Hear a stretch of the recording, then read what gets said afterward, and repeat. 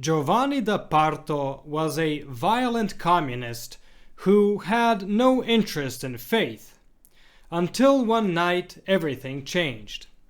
A surprising encounter with a saint transformed him into one of the most unlikely evangelists of his time.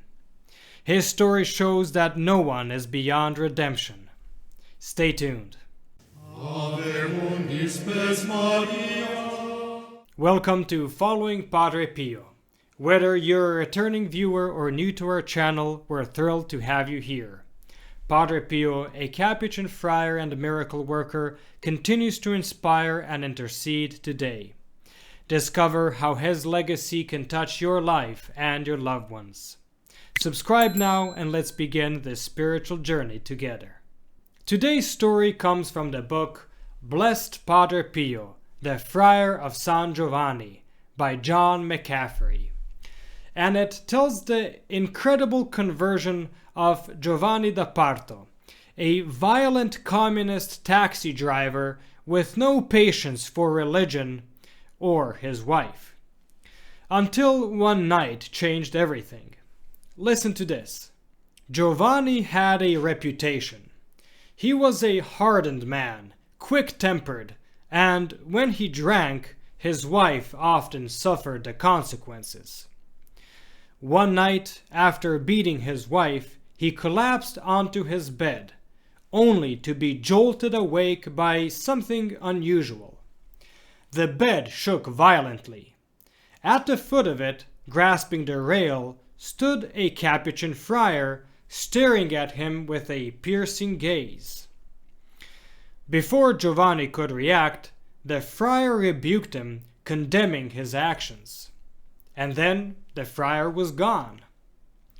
Giovanni leapt out of bed, quickly ran to lock the front door, then stormed into the kitchen where he asked his wife, "Now then, where is that monk?"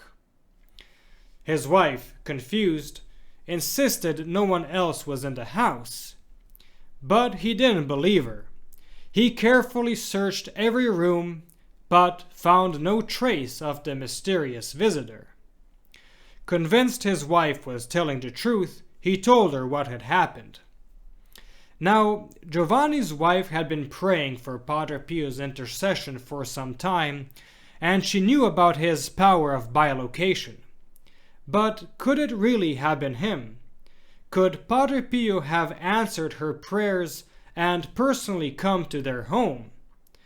What other explanation could there be? It was Padre Pio, she exclaimed. Giovanni, however, was made of stern stuff. "Look," he said, "no monk makes a fool out of me. I'm going down to have a look at this Padre Pio of yours and hear what he has to say for himself. I'll also find out if he flies."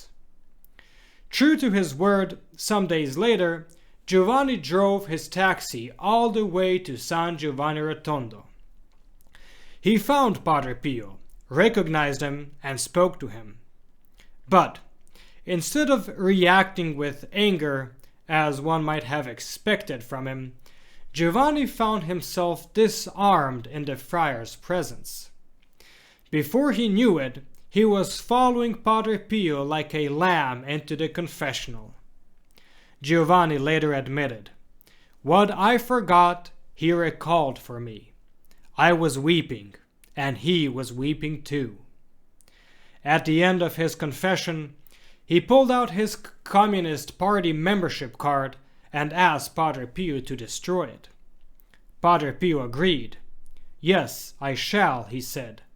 "But you have another of these cards in the drawer by the head of your bed. Destroy that too when you go home." As you can imagine, Giovanni was amazed by his knowledge. Then Padre Pio promised to stay by his side and help him. But before granting absolution, he had one final request. "You have given great scandal," he said, "and now you must do something to make up for it. For your penance, you will go to Holy Communion every Sunday at the last Mass until I tell you to stop." Now, this was no small thing. In those days, strict fasting rules meant that nearly everyone received communion at the early morning masses, never at the last one. So, every Sunday, Giovanni had to walk down the aisle alone, sweating under the stares and whispers of the congregation. "I lost kilograms in sweat," he later admitted. This penance lasted nearly a year, and he never once asked to be excused. In fact, he did something remarkable.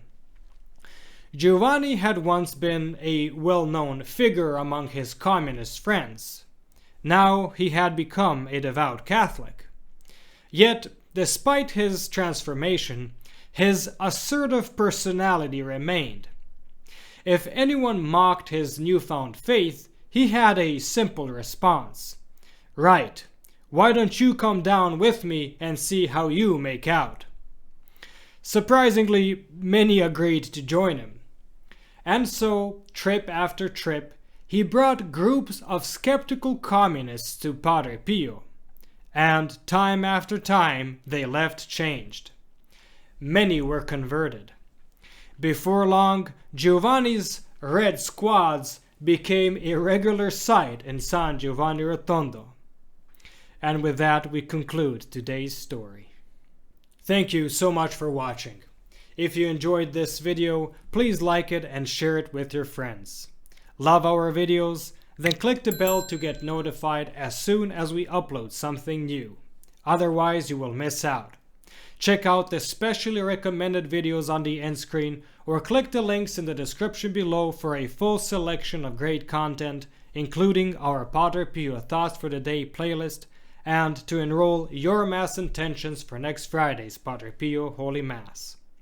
Thank you for being a part of our community, and stay tuned for our next video on the life of Padre Pio.